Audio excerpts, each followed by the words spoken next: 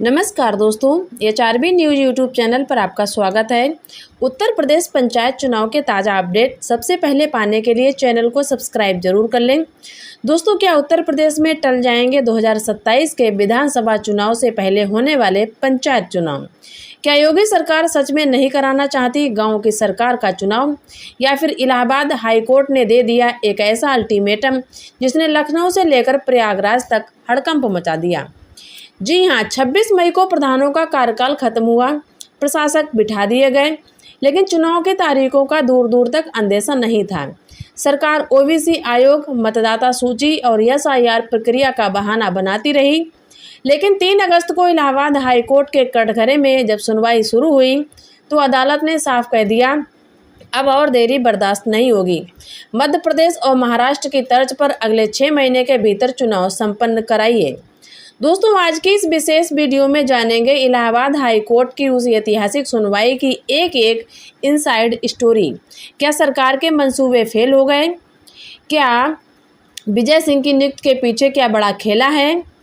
और 14 अगस्त को आने वाले फैसला क्या तय करेगा यूपी के लाखों भावी प्रधानों का भविष्य? बने रहिए वीडियो को अंत तक। दोस्तों, वीडियो को पूरा लास्ट तक जरूर देखिएगा, क्योंकि अगर आप भी प्रधानी का चुनाव, पंचायत चुनाव लड़ना चाहते हैं तो यह वीडियो आपके लिए बहुत ही महत्वपूर्ण होने वाला है। उत्तर प्रदेश की राजनीति में इस वक्त अगर किसी बात को लेकर सबसे ज़्यादा गहमा गहमी है तो वो है त्रिस्तरीय पंचायत चुनाव। गांव गिराव के चौपालों से लेकर हाई कोर्ट के कमरों तक सिर्फ एक ही सवाल गूंज रहा कि आखिर यूपी में प्रधान, बीडीसी और जिला पंचायत अध्यक्ष के चुनाव कब होंगे। दोस्तों, आपको बेहद बड़ी खबर बता दें, लाखों दावेदार अपनी सांसें थामे बैठे हुए हैं और करोड़ों की चुनावी जो तैयारी अधर में लटकी है। वजह है सरकार का रुख और समय समय पर दी जाने वाली दलीलें। सरकार की मंशा पर लगातार सवाल उठ रहे हैं कि क्या पंचायत चुनाव को 2027 के विधानसभा चुनाव के पार धकेलने की साजिश रची जा रही है? क्या सरकार ऐसा चाह रही है? लेकिन 3 अगस्त को इलाहाबाद हाईकोर्ट के न्यायमूर्ति अजीत कुमार और न्यायमूर्ति गरिमा प्रसाद के डबल बेंच ने जिस तख्ती के साथ सरकार और ओबीसी आयोग को आड़े हाथों लिया, ऐसा फटकारा, उसने पूरे प्रशासनिक अमले की नींद उड़ा दी। आज की इस विस्तृत रिपोर्ट में हम आपको एक एक करके सब कुछ बताएंगे कि जिससे साबित होता है कि अब इलाहाबाद हाईकोर्ट भी किसी ढिलाई के मूड में यहाँ पर दोस्तों नहीं है। तो आइए सिलसिलेवार तरीके से समझते हैं कि 3 अगस्त को दोपहर 2 बजे अदालत के भीतर क्या क्या घटित हुआ। इलाहाबाद हाई कोर्ट में कुल 5 मुख्य याचिकाओं पर एक साथ सुनवाई हुई। ये याचिकाएं दाखिल की थीं दशरथ यादव, जिसकी पैरवी अधिवक्ता जल सिंह और रजनीश कुमार श्रीवास्तव ने की, अधिवक्ता इम्तियाज हुसैन, जिन्होंने सबसे पहले फरवरी 2026 में याचिका दाखिल की थी, और तीसरे नंबर पर है हेमचंद, चौथे पे अनिल कुमार, 5वें पे अकबर अंसारी। इन सभी याचिकाओं का मूल आधार और मांग एक ही थी कि उत्तर प्रदेश में अविलंब पंचायत चुनाव कराए जाएं।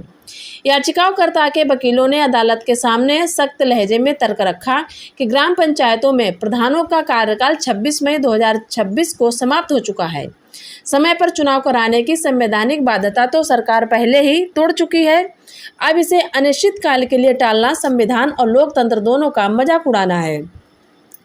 दोस्तों, सुनवाई के दौरान सरकार की ओर से वरिष्ठ अधिवक्ता मनीष गोयल उपस्थित हुए, जबकि पिछड़ा वर्ग ओबीसी आयोग की ओर से सीनियर एडवोकेट शशि नंदन ने पक्ष रखा।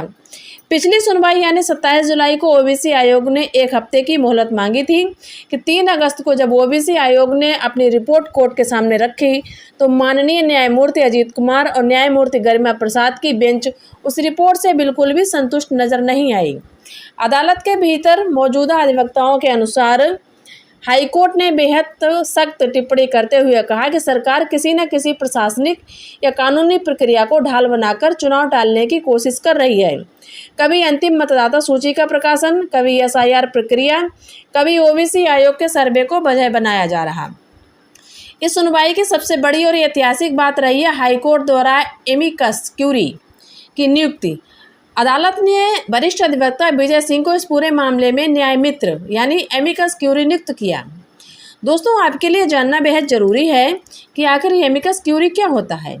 एमिकस क्यूरी लैटिन भाषा का शब्द है जिसका हिंदी में अर्थ होता है अदालत का मित्र या न्यायालय का निष्पक्ष सलाहकार। जब किसी मामले में सरकार या पक्षकारों के तर्कों पर संदेह होता है तो कोर्ट एक ऐसे निष्पक्ष वरिष्ठ वकील को नियुक्त करता है जो किसी भी पक्ष का हिस्सा नहीं होता। विजय सिंह अब हाईकोर्ट को निष्पक्ष कानूनी सलाह देंगे और ये जांच करेंगे कि क्या सरकार सच में नियमों का पालन कर रही है या महज चुनाव टालने के पैतरे आजमा रही है। हाई कोर्ट ने इस दौरान एक बेहद महत्वपूर्ण नज़ीर पेश की। अदालत ने स्पष्ट रूप से कहा कि जिस प्रकार महाराष्ट्र और मध्य प्रदेश में ट्रिपल टेस्ट फार्मूले के तहत तय समय में प्रक्रिया पूरी कर पंचायत चुनाव कराए गए, उसी तर्ज पर उत्तर प्रदेश में भी समस्त चुनाव प्रक्रिया 6 महीने के भीतर संपन्न कराई जाए। यदि आज से 6 महीने का हिसाब जोड़ा जाए तो ये समय सीमा जनवरी-फरवरी 2027 तक बैठती है। यानी अगर सरकार हाईकोर्ट के उस सख्त रुख का पालन करती है तो यूपी में 2027 के विधानसभा चुनाव से ठीक पहले गांव की नई सरकार का गठन हो जाना चाहिए। अदालत के भीतर मौजूद याचिकाकर्ता दशरथ यादव के अधिवक्ता ने सुनवाई के बाद बाहर निकलकर मीडिया से क्या कहा वो भी मैं आपको बता दूं।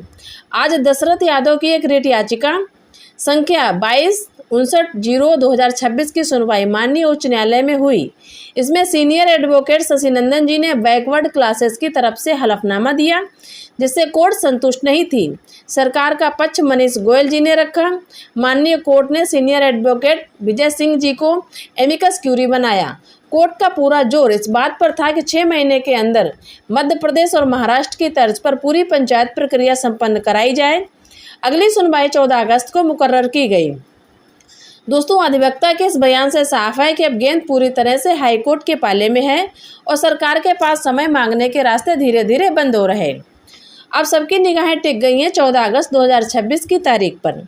दोपहर 2 बजे इलाहाबाद हाई कोर्ट एक बार फिर इस मामले पर सुनवाई करेगा। माना जा रहा है कि 14 अगस्त को एमिकस क्यूरी अपनी रिपोर्ट या राय प्रस्तुत कर सकते हैं, जिसके बाद हाईकोर्ट चुनाव की समय सारणी या सख्त दिशा निर्देशों को लेकर कोई बड़ा ऐतिहासिक आदेश जारी कर सकता है।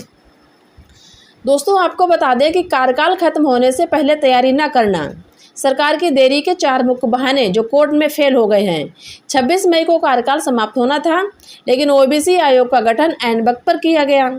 प्रशासकों की नियुक्ति, प्रधानों, ब्लॉक प्रमुखों और जिला पंचायत अध्यक्षों की जगह प्रशासक बिठा दिए गए, जिससे कोर्ट पहले ही असंवैधानिक कह चुका है। मशीनरी का व्यस्त होना, एसआईआर प्रक्रिया और मतदाता सूची के अपडेशन का हवाला दिया गया। ओबीसी आयोग की धीमी गति, 75 में से केवल 25-26 जिलों का दौरा किया गया। दोस्तों, उत्तर प्रदेश के गांव-गांव में चुनावी सरगर्मी फिर से तेज हो चुकी है। क्या योगी सरकार 14 अगस्त को कोर्ट में कोई नया प्रस्ताव रखेगी या फिर हाईकोर्ट के 6 महीने वाले आदेश के आगे उसे नतमस्तक होना पड़ेगा? हम 4 अगस्त को होने वाली सुनवाई की अगली कड़ी और 14 अगस्त के हर पल के अपडेट आप तक सबसे पहले और ऑथेंटिक तरीके से पहुंचाते रहेंगे। दोस्तों, ये आपसे एक सवाल है, आपकी क्या राय है? क्या यूपी में पंचायत चुनाव विधानसभा चुनाव से पहले जनवरी-फरवरी तक हो जाने चाहिए? अपनी राय नीचे कमेंट बॉक्स में ज़रूर लिखें। अगर आपको ये विस्तृत और सटीक वीडियो पसंद आई हो तो वीडियो को लाइक करें, अपने दोस्तों और सभी भावी प्रत्याशियों के साथ शेयर करें और पल पल की निष्पक्ष खबरों के लिए हमारे चैनल को तुरंत सब्सक्राइब करें। तब तक के लिए जय हिंद।